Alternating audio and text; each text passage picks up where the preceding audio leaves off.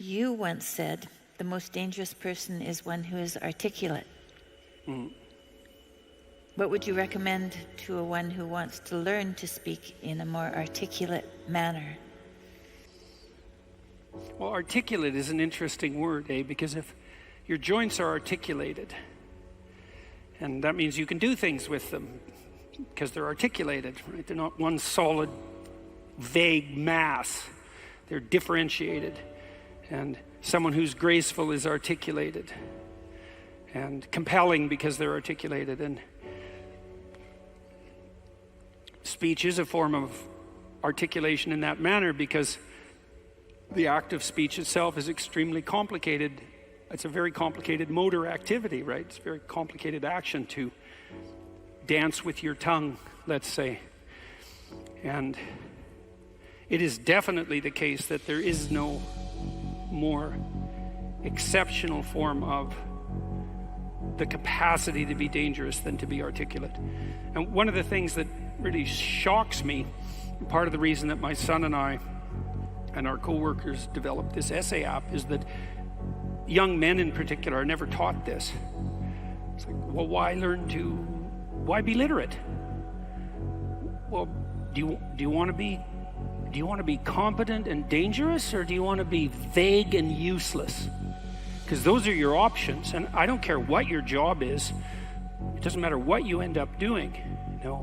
If you're a plumber, I have great respect for plumbers, by the way, and you're articulate, you can negotiate with your clients, you can introduce your coworkers, you can make a case for your employees, you can advertise your services, you can think through your problems. You're firing on all cylinders. Our whole culture is based on the idea of the supremacy of the word. Our whole culture is based on the idea that it is the word itself that extracts habitable order from chaos and possibility. And the reason our culture is predicated on that is because it's a deep truth. And to the degree that our culture actually embodies that, it works. So it's a great thing to be articulate. And it would be so lovely if our educators were wise enough to communicate this appropriately to young men who are striving forward, and to let them know in no uncertain terms that if they want to make themselves into forces to be contended with, that there's no surer route to that than an exceptional poetic literacy. Now, it's not like young people don't have an intuition of this. There are reasons they admire rap musicians, for example, who are often extraordinarily articulate in their performance and their capacity for spontaneous poetic utterance.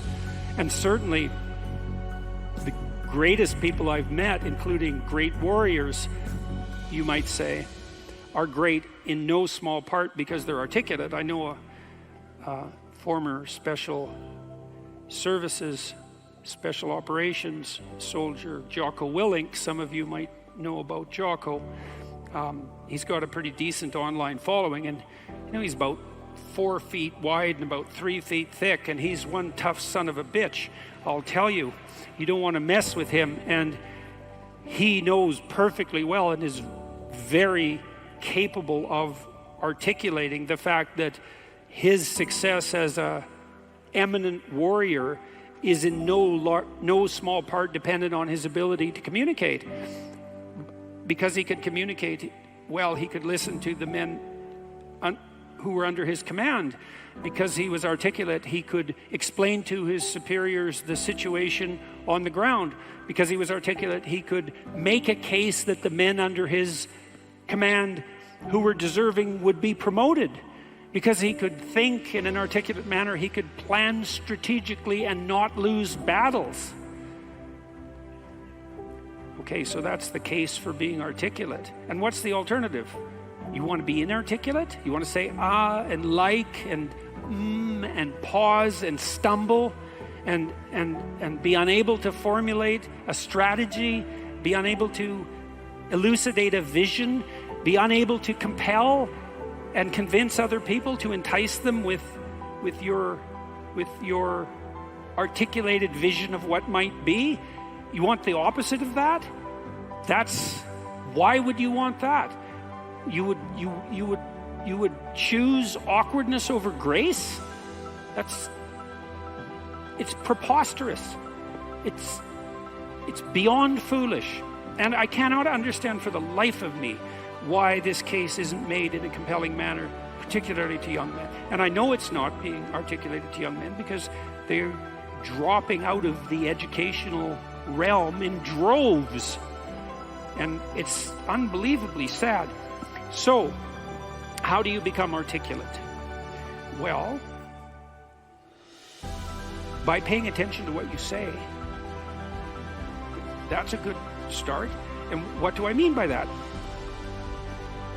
I mean pay attention to what you say. So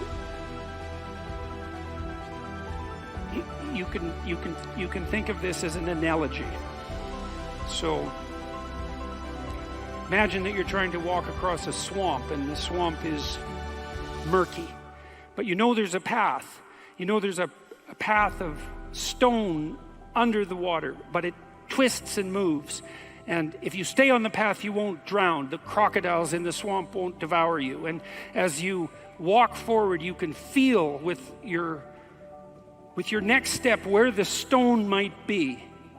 And then you feel it's solid, then you take that step, and then you do the same thing with your foot again. You search and you find out what's solid, and you step on it, and you move forward in that manner. That's what you do with your words. It's the same thing. You feel, and you feel, is this the right word? Is the fact that I'm uttering it putting me together and making me intact and stronger, or is it tearing me apart and making me dissolute and weak? And you can learn to do that.